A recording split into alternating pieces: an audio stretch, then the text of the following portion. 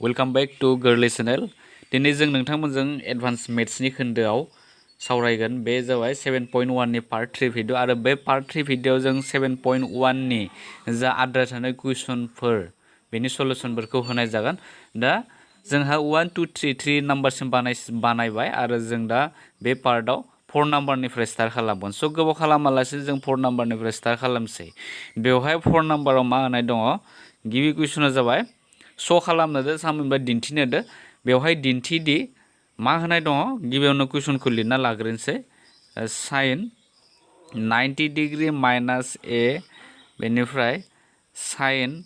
180 degree प्लास ए बेनिफ्राय दङ प्लास कस 90 डिग्री प्लास ए बेनिफ्राय नैथिं लिरनोसै आङो कस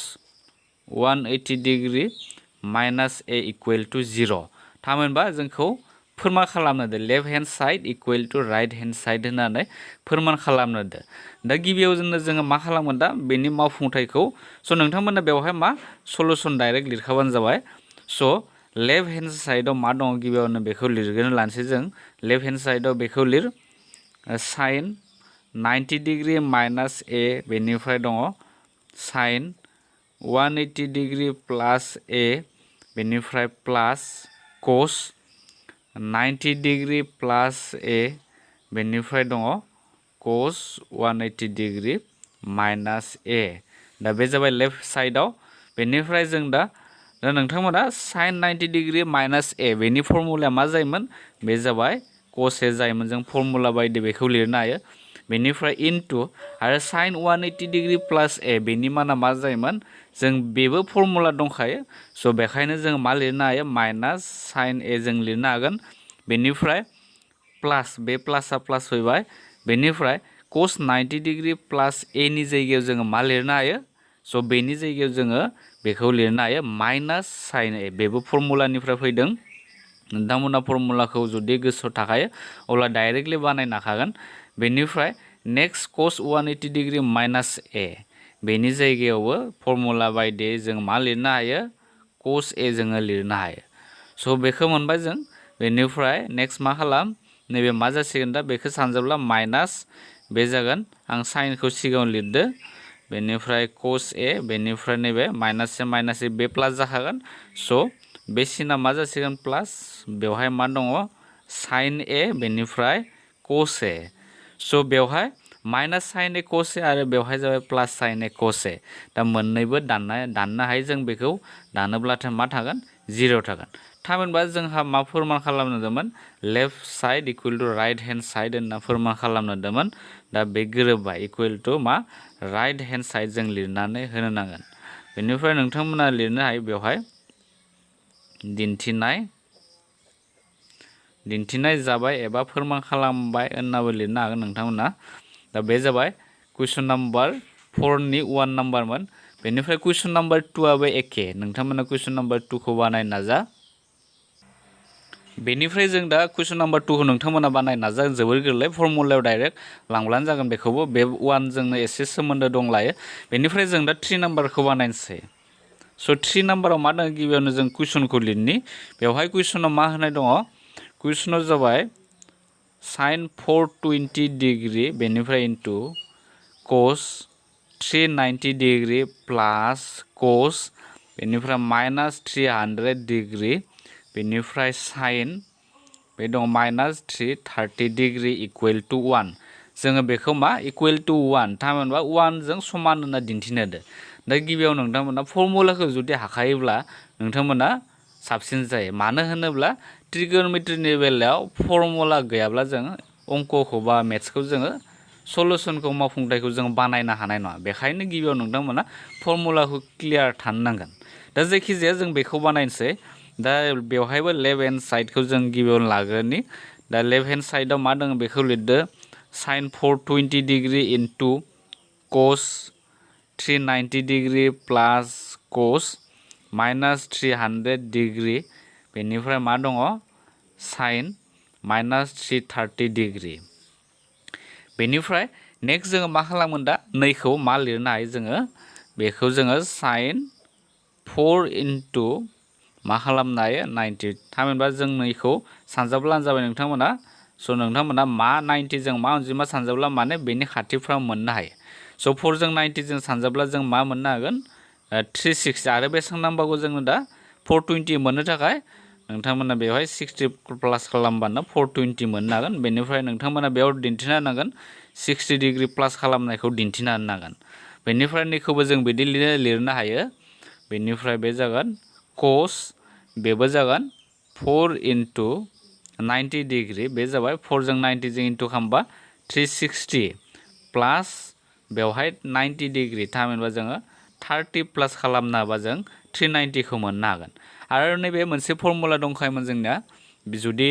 cos माइनास थीटा जुदि थायोब्लाथाय मा जायोमोन बेनि रिजाल्टआ बे जाबाय cos थीटा जायो आरो जुदि नैबे sin माइनास थीटा जुदि थायोबा बेनि रिजाल्टआ मा जायोमोन माइनास sin थीटा दा जों बेखौ बेवहाय फज'गोन स' बेवहाय नैबे मा जासिगोन दा cos माइनास 300 जागोन स' आं नैनि माइनासखौ बेवहाय डाइरेक्ट लिरखानोसै स' बेनि माइनासआ माइनास मा मोनगोन बे माइनास 330 डिग्री मोनगोन स' आं बेखायनो बेवहाय प्लास दंमोन बे माइनासखौ आं गिबियावनो लिरखाना होबाय होमब्लाना मोनसे स्टेपआ जोंना खमायसिगोन बेखायनो आं बेवहाय लिरखादों डाइरेक्ट प्लासनि जायगायाव माइनास लिरनो हायो जों जाहोना जाबाय नैबे साइन माइनास 330 डिग्रीनि माना माइनास साइन थीटा जायो स' नै माइनासखौ आं डाइरेक्ट प्लास माइनास डाइरेक्ट लिरनो हादों बेनिफ्राय cos माइनास 300 डिग्रीना जागोन बेखौ जोङो लिरनोसै cos 300 डिग्री बेनिफ्राय नैखौबो जोङो लिरनो हायो साइन बे जागोन 330 डिग्री आरो माइनास साइन 330 डिग्री जायोमोन आं माइनासखौ डाइरेक्ट सिगाङाव लिरखाबाय बेनिफ्राय जों दा नेक्स्ट नैखौ मा खालाम बेबायदि खालामलांबानो ओंखारलांगोन दा नैबे मा जागोन स' साइन 490 डिग्री प्लास 60 बेखौ जोङो मा लिरनो हायो बेयाव साइन 60 डिग्री जों लिरनो हागोन इनटु बेवहाय आरो मा लिरनो हायो जोङो बेवहाय cos 30 डिग्री थामहिनबा नैखिनानि जायगायाव फर्मुला हिसाबै नोंथांमोना बै टेबोलखौ जुदि गोसोखाङोब्ला मोनथिगोन बेखौ cos 30 डिग्री फैबाय बेनिफ्राय नैयाव मा फैगोन दा बेखौ जोङो नै बायदि टार्माव लिरफिननोसै दा बेबो जागोन माइनास cos बेनिफ्राय 3 into 90 डिग्री प्लास बे जागोन 30 डिग्री 3 जों 90 जों 180 जाबाय 180 जों सरि बे 3 जों 90 जों सानजाबा 270 270 जों 30 प्लास खालामबा 300 खौ जों मोननो हागोन बेनिफ्राय इनटु बे जागोन बेबो एखे साइन बे जागोन 3 into 90 डिग्री प्लास 60 डिग्री खालामबा जों बेखौनो मोननो हागोन 330 बेनिफ्राय नैयाव नोंथांमोना बेखौनो लिरफिनदो sine 60 degree into cos 30 degree minus आरो बेखिनानि जायगायाव जों मा लिरनो हायो स' बेखिनानि फर्मुला जाबाय बे जागोन साइन 30 डिग्री इनटु आरो नैबेनि जायगायाव जोङो मा मोननो हायो बेवहाय माइनास cos 60 डिग्री जों मोननो हागोन स' बेफोर गासै फर्मुलानिफ्राय फैदों बेनिफ्राय दानिया साइन 60 डिग्रीनि माना बेसेबां बेखौ दानिया गोसोखांलाय स' गासैबो स्टेपआवनो फर्मुला हाबनानै थाखायो बेखौ नोंथांमोना मोजाङै नोजोर हो दा साइन 60 डिग्रीनि माना जाबाय √3/2 इनटु cos 30 डिग्रीनि मानाबो एखे 3/2 बेनिफ्राय माइनास मा जागोन बे प्लास जाबाय साइन 30 डिग्रीनि माना बेसां 1/2 इनटु cos 60 नि मानाबो एखे साइन 30 एन्ड cos 60 नि भेलुआ अलवेज मा जायो सेम जायो बेनिफ्राय नेक्स्ट मा खालाम बेनिफ्राय दा नै सिंनिखौ नोंथांमोना सानजाबदो 2 जों 2 सानजाब्ला मा जागोन बे 4 जाबाय 3 जों 3 सानजाब्ला बे जागोन रुट दाननाय थागोन स' बेनिफ्राय 3 थाबाय बेनिफ्राय प्लास बे जागोन 2 जों 2 सानजाबा 4 बेनिफ्राय 1 बेनिफ्राय 4 खौ एलसिएम लादो दुसरासो जुदि लायोब्ला 4 3 प्लास 1 बेनिफ्राय मा मोनखो बेहे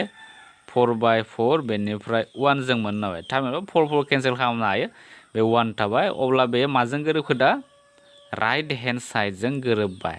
आरो जों बेबायदि फोरमान खालामनो दंमोन left hand side equal to right hand side दा अब्ला जों 1 होननानै फोरमान खालामबाय दा बेनो जाबाय कुइसन नाम्बार 3 नि दिन्थिनो गोनां मावफुंथायमोन बेनिफ्राय जों नेक्स्ट कुइसन नाम्बार 4 खौ बानायनोसै बे 4 नाम्बारनिनो कुइसन नाम्बार 4 आव मा दंमोन बेखौ गिबियाव लिरग्रोना लानोसै सलुसन। स' सलुसना जाबाय साइन स्कुयार बे जाबाय पाइ बाय 3 प्लास साइन स्कुयार बेनिफ्राय दङ 2 पाइ बाय 3 प्लास साइन स्कुयार 5 पाइ बाय 3 प्लास बेनिफ्राय दङ साइन स्कुयार 8 पाइ बाय 3 इकुवेल टु जोंखौ मा खालामनो दो बेवहाय 2 स' बे जागोन इकुवेल टु 2 आरो नोंथांमोननि बिजाब मा दङ बेवहाय कुइसन नाम्बार 4आव बेवहाय 3 सो दङ। स' बेवहाय 3 जानाय नङा किताबाव मिस्टेक जाना दङ बे 2 सो जागोन। स' नोंथांमोना जुदि गुबुन बिजाबफोराव नायोब्ला बा इंराजि मिडियामनि बिजाबफोराव नायोब्ला 2 नुनो मोनगोन बे जागोन लेफ्ट साइड राइट हेन्ड साइडआव जाबाय 2 जागोन। जों 2 होननानै left side equal to right hand side फोरमान खालामना दो आरो बेवहाय मोनसे मा होबावनाय दङ बे जाबाय पाइ रेडियान होनाय दङ। पाइ रेडियान माने पाइनि माना बेसेबां जागोन 180 डिग्री होनना जों मोनथियो बयबो। स' बेखौ बेवहाय इउज खालामनाय जों आरो इउज खालामाबाबो नोंथांमोना मोनथिनाया मोजां पाइ रेडियान माने 180 डिग्री। दा जोङो मा खालामगोन दा लेफ्ट हेन्ड साइडखौ गिबियाव बानायग्रोनोसै। दा मा दङ बेखौ खनसे लिरगोन साइन स्कुयार पाइ बाय 3 प्लास साइन स्कुयार बेनिफ्राय 2 पाइ बाय 3 प्लास साइन स्कुयार बे दङ 5 पाइ बाय 3 प्लास साइन स्कुयार 8 पाइ बाय 3 दा बेबायदि दङ। दा बेखौ गिबियाव मा खालाम साइन स्कुयार जों बेखौ बिदिनो लाखिनोसै बेनिफ्राय प्लास नैखौ जोङो एसे मा लिरनो हायो जोङो साइन स्कुयार आरो नैखौ जों बेबायदि खालामना लिरनो हायो बे जागोन पाइ माइनास बेवहाय पाइ बाय 3 जोङो लिरनो हायो। थामहिनबा नोंथांमोना बेखौ सेफायोब्ला बे 2 बाय पाइ बाय 3 खौनो जों मोननो हागोन। माबोरै मोननो हागोन आं नोंथांमोन दिन्थिनानैसै। दा नैखौल' खालामना दिन्थिनि आं बे जागोन पाइ बाय माइनास पाइ बाय 3 स' बे जागोन 3 जों नै सिङावथ' 3 जाबाय 3 जों पाइजों 3 पाइ माइनास पाइ जागोन। स' बे जागोन 3 पाइ बायनिफ्राय माइनास पाइ थांबा मा जागोन 2 पाइ बाय 3 नैखौनो जों मोननो हादों। स' जों फर्मुलायाव लांनो थाखाय बेबायदि लांनाय जादों। बेनिफ्राय प्लास सिनखौ फैबाय बेनिफ्राय साइन स्कुयार बे फैलायबाय। दा नैखौबो जों बिदियाव लांब्ला मा जागोन स' जोङो नैयाव मा लिरनो हायो 2 पाइ बाय माइनास बे जागोन पाइ बाय 3 3 जों 2 जों 6 जाबाय 6 पाइनिफ्राय माइनास पाइ थांबा 5 पाइ बाय 3 खौनो जों मोननो हागोन। बेनिफ्राय प्लास बेखौबो बिदि खालामनांगोन साइन स्कुयार बेनिफ्राय बे जागोन बेसेबां 3 पाइ बाय माइनास बे पाइ बाय 3 3 जों 3 9 पाइनिफ्राय बे पाइ बाय 3 थांबा बेसेबां थायो स' बेनो एन्सारा। बेनिफ्राय नेक्स्ट मा खालाम दा नैखौ बिदिनो लाखिथ' साइन स्कुयार पाइ बाय 3 प्लास आरो नैबे मोनसे फर्मुला दङ। दा बे फर्मुला बायदि थांगोन। दा फर्मुलायाव जोंना मा मोन्दोंमोन साइन स्कुयार पाइ माने मा थामहिनबा बेखौ नोंथांमोना गोसोखां साइन बेखौ गोसोखांबानो जाबाय 180 डिग्री माइनास थामहिनबा थिटा 180 पाइ माने 180 आरो थिटा माने पाइ बाय 3 जाना दङ। दा बेनि फर्मुलाया मा बेनो बेवहाय डाइरेक्टलि जागोन। स' जों बेवहाय मा लिरनो हायो दा बेबायदि थायोब्लाथाय जोङो बेवहाय लिरनो हागोन बे जासिगोन कस जोङो लिरनो हायो। स' बेनिफ्राय नेक्स्ट डाइरेक्टलि आं लिरखानोसै बे स्टेपखौ फर्मुलानिफ्राय डाइरेक्ट फैखादों। बेनिफ्राय कस स्कुयार बेनि जायगायाव जोङो मा लिरनो हायो कस स्कुयार पाइ बाय 3 बेनिफ्राय नैनि जायगायाव जोङो लिरनो हागोन साइन स्कुयार पाइ बाय 3 प्लास आरो बेनि जायगायाव बे कस स्कुयार पाइ बाय 3 दा बेखौ मोनबाय। बेनिफ्राय दा नैबेजों बेजों प्लास खालामबा बेसेबां मोनगोन जोङो 2 साइन स्कुयार पाइ बाय 3 आरो बेजों प्लास खालामबा मा मोनगोन जोङो 2 कस स्कुयार पाइ बाय 3 बेखौ मोनबाय। बेनिफ्राय दा जों 2 खौ कमन लानो हायो 2 खौ कमन लाबाय बेनिफ्राय साइन स्कुयार पाइ बाय 3 प्लास कस स्कुयार पाइ बाय 3 बेखौ मोनबाय। बेनिफ्राय नैबे जाबाय मोनसे फर्मुला दंमोन बे जाबाय साइन स्कुयार थिटा प्लास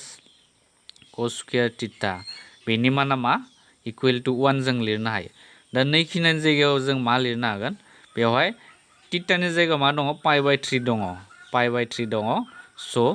बिदि थायोब्लाथाय जोङो 1 लिरनो हायो बेखायनो जों मा लिरनो हागोन 2 into 1 बेनिफ्राय मा जागोन 2 जाबाय थामहिनबा जोंना दा बे left hand side right hand साइडआव मा दंमोन 2 दंमोन बाट नोंथांमोननि किताबाव मा दङ बिजाबाव बेवहाय 3 सो दङ स' बेनिखायनो जोङो 2 होननानै जों फोरमान खालामनो हायो गोरोन्थि जादों नोंथांमोननि बिजाबाव थानाय 3 जाना दङ बे 2 सो जानांगौ बेनिफ्राय जों दा 2 होननानै फोरमान खालामो equal to right hand side जों बेबायदि दिन्थिनो हायो बेनिफ्राय जों दा नेक्स्ट कुइसन नाम्बार 5 खौ नोंथांमोना ट्राइ खालाम आरो कुइसन नाम्बार 5 एन्ड कुइसन नाम्बार 6 फ्राय एखेयानो आं दा कुइसन नाम्बार 6 खौ बानायनानै होनोसै कुइसन नाम्बार 6 खौ बानायना होयोब्ला नोंथांमोना कुइसन नाम्बार 5 खौ गोरलै बानायनो हागोन दा कुइसन नाम्बार 6 आव मा दङ कुइसन नाम्बार 6 सल्युसन बेवहाय मा दङ sin square 42 degree plus sin square 48 degree divide by cos square 24 degree plus cos square 66 degree equal to 1 होनना जोंखौ फोरमान खालामनो होदों दा गिबियावनो बेखौबो लेफ्ट हेन्ड साइडआव मा दं बेखौ लिरग्रो बे जाबाय sin square 42 degree plus sin square 48 degree divide by cos square 24 degree plus cos square 66 degree दङ दा बेखौ मा खालाम गिबियावनो मा खालामनो हायो जों बेखौ दा बेवहाय मा जोङो 1 मोननांगौ लेफ्ट हेन्ड साइडआव राइट हेन्ड साइडआव मा मोननांगौ जोङो 1 मोननांगौ दा बेखायनो जों बेखौ फर्मुलायाव लांनो थाखाय ट्राइ खालामगोन गिबियावनो दा बेवहाय 42 एन्ड 48 नुनो मोनदों जायखिजाया नोंथांमोना बे 42 खौ जुदि 48 लांनो नाजायो अब्ला मोननै मा जागोन बेयाव दहायनि बायदि जों 1 मोननाय बायदि sin square theta plus cos square theta equal to 1 जुदि सायाव 1 जायोबा सिङाव 1 जायोबा जों 1 होनना लास्टआव प्रुफ खालामनो हागोन बेखायनो जों मा लिरनो हायो दा नैखौ जोङो बेबायदि लिरनो हागोन sin स्क्वायर बेनिफ्राय 90 डिग्री माइनास 48 डिग्री खालामबा जों 90 निफ्राय 48 खालामबा बे 42 खौ जों मोननो हायो बेनिफ्राय बेखौ जों सेफायना बिदिनो लाखि sin स्क्वायर 48 डिग्री बेनिफ्राय नैखौबो जोङो गिबिनिखौ सेफायना लानोसै बे जागोन cos स्क्वायर 90 डिग्री माइनास बे जागोन 66 डिग्री बेनिफ्राय प्लास cos स्क्वायर 66 डिग्री बेनिफ्राय नेक्स्ट मा खालाम दा नैबे नैनि जायगायाव जों मा लिरनो हायो बेनि जायगायाव जोङो बे जासिगोन बेनि जायगायाव जोङो बेखौ लिरनो हायो बे जासिगोन cos स्क्वायर 48 डिग्री जागोन थामहिनबा sin 90 माइनास थीटा बेनि जायगायाव जों cos थीटा लिरनो हायो दा बेखौ लिरबाय cos स्क्वायर 48 डिग्री फर्मुलानिफ्राय फैदों बेनिफ्राय बेखौ लिरनो हायो जोङो sin स्क्वायर 48 डिग्री बेनिफ्राय नैबे आरो मा जागोन sin स्क्वायर 66 डिग्री प्लस बे जासिगोन cos स्क्वायर 66 डिग्री बेनिफ्राय मा लिरनाय बेनि जायगायाव सानि जायगायाव 1 आरो बेवहाय जाबाय 1 दा नोंथांमोना बेयाव सोंलु फैनो हानाय बेनिफ्राय जों माबोरै 1 फैखो दा बेखौ मोनथिनांगोन दा बे जाबाय sin square theta plus cos square theta equal to जों 1 लिरनो हायो दा बे फर्मुलानिफ्राय गासै फर्मुलानिफ्रायनो फैदों 1 आरो सिङावबो 1 जागोन स' थीटानि जायगायाव बेवहाय मा दङ 48 दङ बेवहाय 48 थीटानि माना सेम जानायनि थाखाय जों बे बायदि फर्मुलाखौ इउज खालामनो हायो बेनिफ्राय नैबे एखे 66 दङ थीटानि जायगायाव आरो नैबे जों बेबायदि कनभार्ट खालामनाय जाबाय फर्मुलायाव लांनो थाखाय जों बेबायदि खालामनो हायो बेनिफ्राय बे जासिगोन 1 इकुवेल टु माजों गोरोबखो दा राइट हेन्ड साइडजों फोरमान खालामबाय बेनिफ्राय नेक्स्ट कुइसन नाम्बार 7 खौ जों नायनोसै कुइसन नाम्बार 7 बे 4 नाम्बारनि 7 दा कुइसन नाम्बार 7 आव मा दङ 10 बेयाव सल्युसन डाइरेक्ट लिरखा सल्युसन बे जागोन 10 1 डिग्री दङ बेनिफ्राय 10 2 डिग्री बेनिफ्राय 10 3 डिग्री बिथिं डट डटनिफोर जाबाय गासिबो इनटु हाबना दङ सानजाबहाबना दङ बेनिफ्राय 10 88 degree into 10 89 degree equal to 1 होननानै जोंखौ फोरमान खालामना होदो दा गिबियावनो जों बेखौबो मा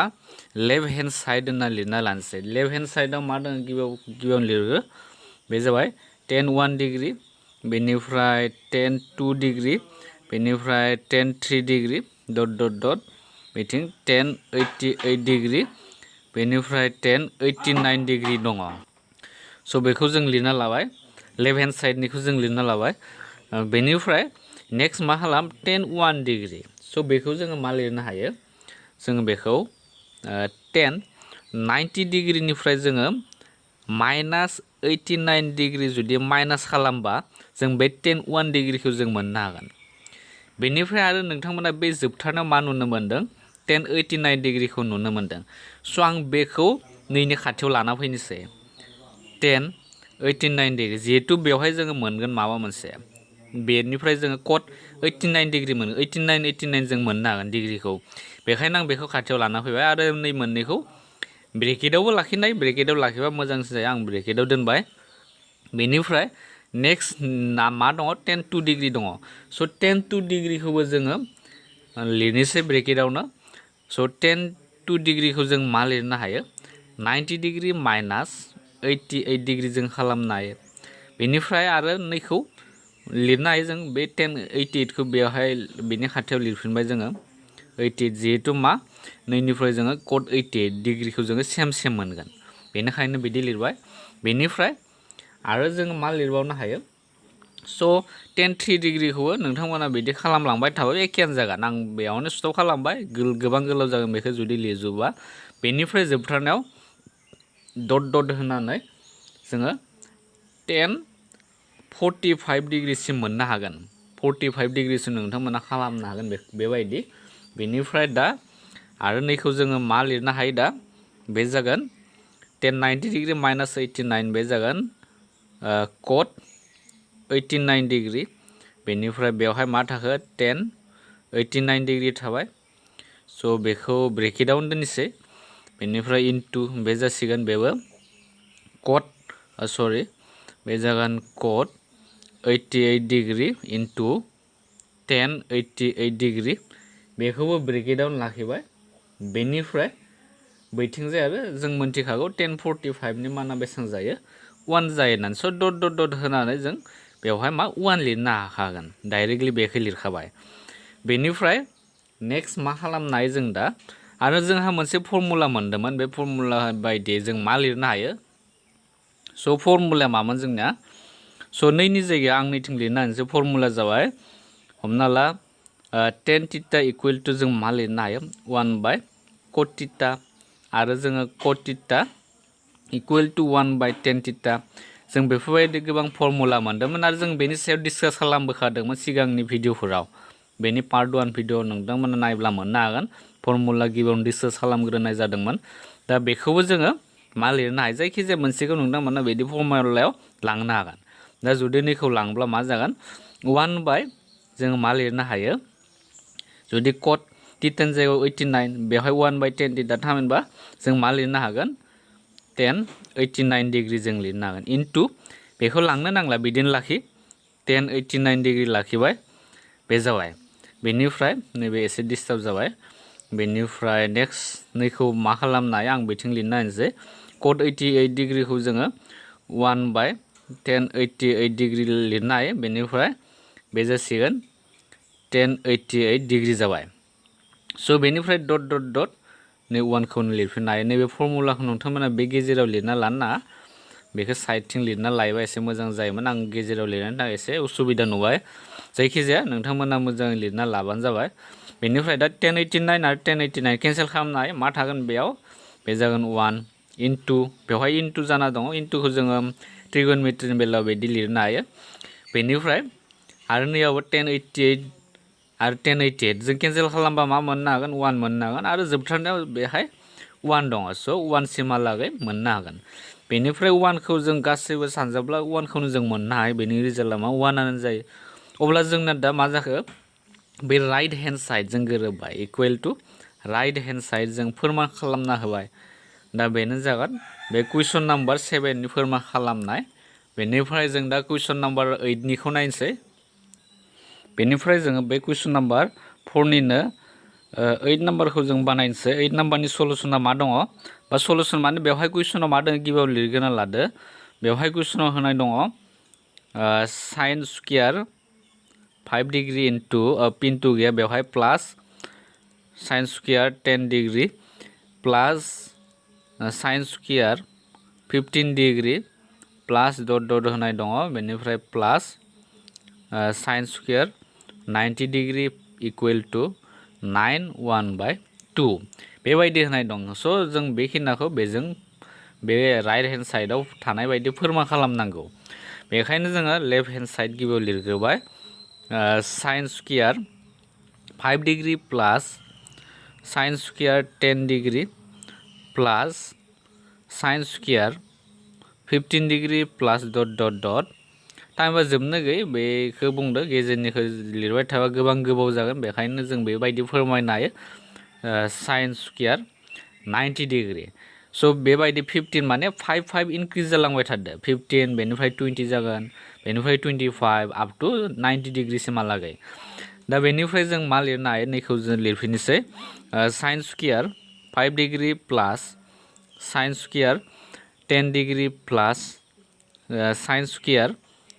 15 डिग्री प्लास बेनिफ्राय डट डट डट आं नैथिं माबायदि लिरनो हागोन नोंथांमोना बेखौ मोजाङै नोजोर आं गिबियावनो लिरग्रोना लानोसै दा नैथिंनि सिगांनि टार्मखौ जों मोनथाम जुदि टार्म लायोब्ला मा जागोन बेवहाय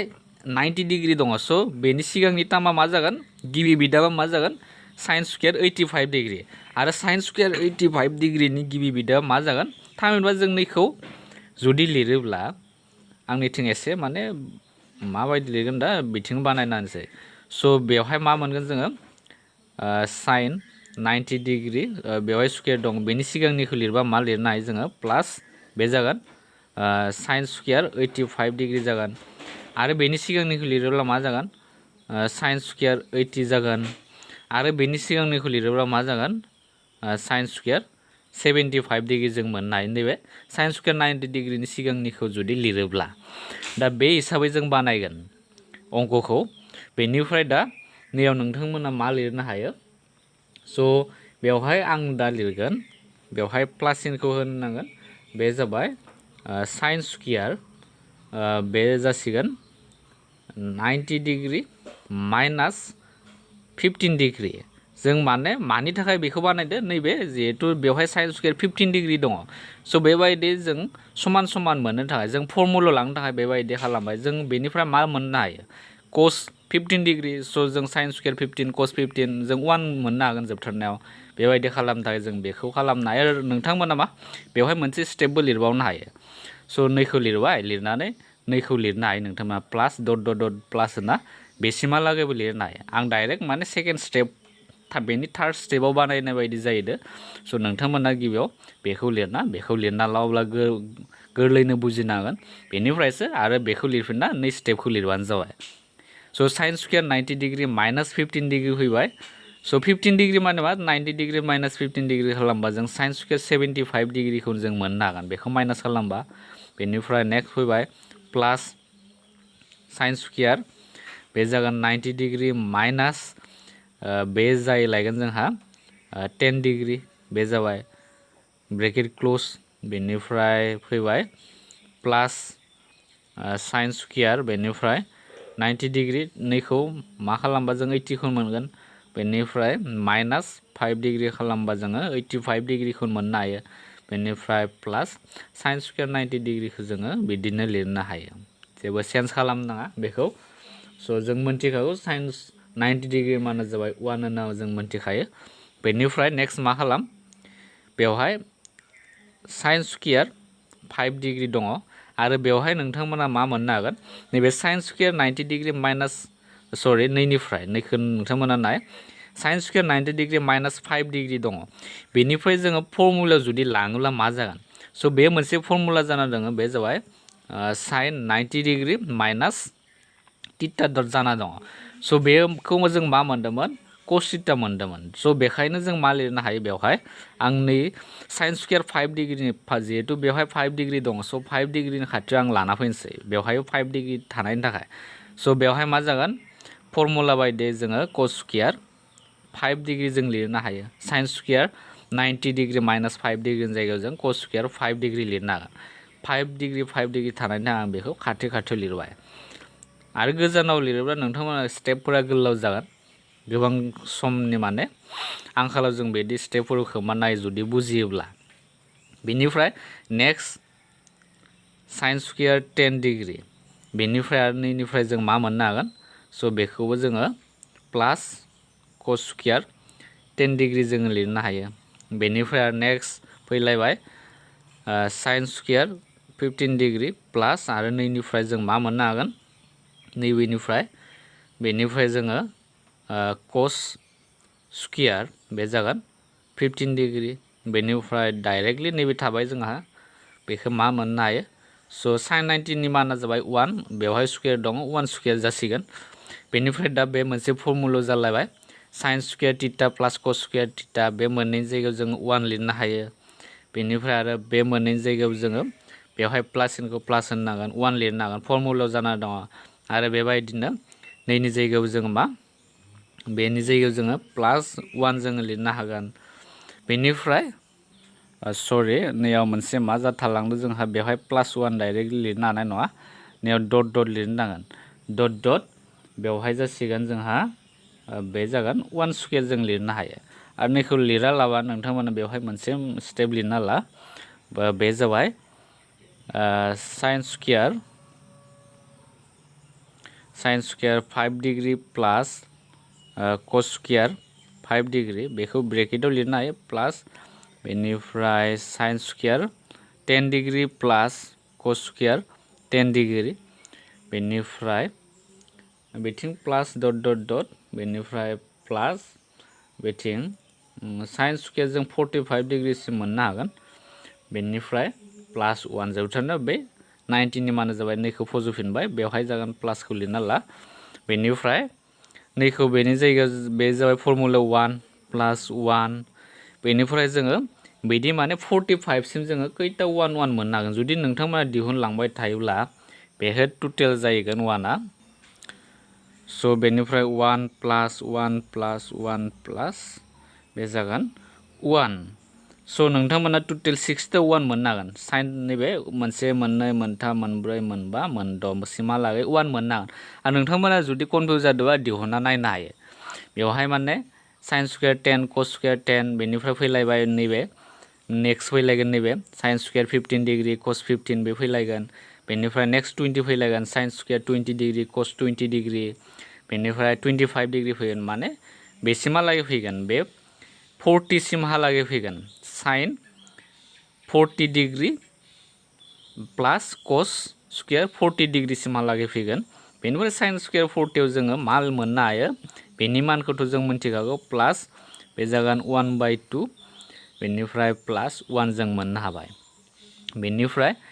नेक्स्ट मा खालाम बेखौ जुदि प्लास खालामबा 1 2 3 4 5 6 बे जागोन 7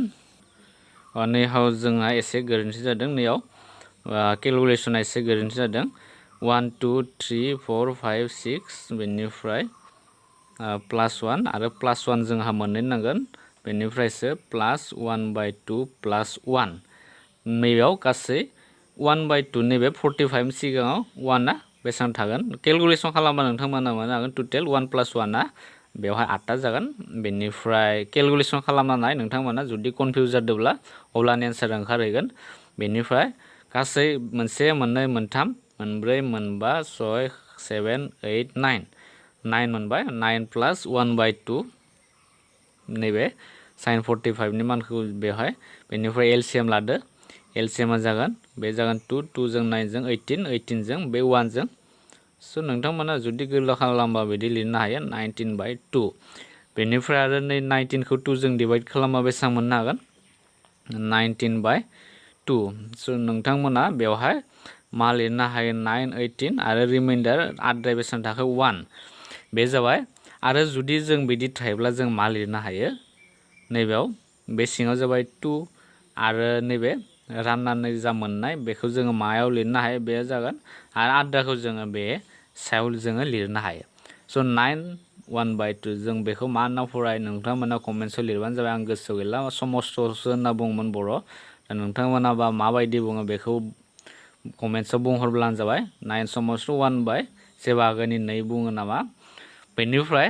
दा बे जाबाय फोरमान जाबाय जोंहा राइट साइडआव मा फोरमान खालामनो दंमोन बेजों फोरमान जाबाय equal to right hand side दा बेबायदि जुदि नोंथांमोना बे फोरोंनाय जुदि माबाफोर सोंनांगौ दंब्ला नोंथांमोना कमेन्ट्सआव सोंहरनो हागोन बेनिफ्राय बे कुइसन नाम्बार 4आवनो जोंहा 4सिम बानायनायसिम जोंहानो टाइमा गोबां जाबाय बेखायनो जों बे कुइसन नाम्बार जा आद्रा थानाय सोंथिनि कुइसनफोर बेखौ जों उननि पार्टआव सावरायसिगोन नङाब्ला जुदि बेफोरखौ बानायब्ला भिडिअआ गोबां गोलाव जागोन बेखायनो जों उननि भिडिअआव नोंथांमोनखौ लोगो मोनफिनगोन आरो जुदि बुजि मोनोब्ला नोंथांमोना कमेन्ट्सआव सोंहर आरो जुदि सोरबाफोर जुदि एडभान्स मेथ्स लानाय दङ बिथांमोननो भिडिअखौ शेयार खालामनो हायो गावनि लोगोफोरनो शेयार खालामनो हायो उननि भिडिअआव नोंथांमोनखौ लोगो मोनफिनगोन गोजोन्थों स' नोंथांमोना नुनो मोनबाय दे नै भिडिअआ जोंनिया माबोरै जाखो स' नोंथांमोना जुदि भिडिअखौ जुदि मोजां मोनदोंब्ला बा सोलोंनाय बायदि मोनदोंब्ला नोंथांमोना प्लिज जोंनो अननानै नोंथांमोना लाइक बटनखौ थुनानै हो आरो मायबाफोर सोंनो दङब्ला नोंथांमोना कमेन्ट बक्सआव सोंनो हागोन सिम्पलि जों नोंथांमोननि एन्सारखौ सानफ्रोमबो होनो गारनाय थाबैनो होनो गारनाय जों सानफ्रोमबो रेडिखा नोंथांमोना बेबायदिनो जोंनो सोंहरबाय थानो हागोन आरो नोंथाङा जुदि चेनेलाव जुदि गोदानबा जोंखौ सापर्ट खालामोबा नोंथांमोना चेनेलखौ साबस्क्राइब खालामना हो आरो बे नटिफिकेसन बेलखौ थुनानै हो जाहाथे गोदान गोदान भिडिअ होनायखौ नोंथाङा नुनो मोनो स' बे भिडिअनि गेजेरजों जों नोंथांमोननिफ्राय दा बिदाय लानोसै गोदान भिडिअ नोंथांखौ जोङो थाबैनो लोगो मोनफिनगोन होननानै बे भिडिअनिफ्राय बिदाय लानोसै स' गोजोन्थों लोगोफोर बाय बाय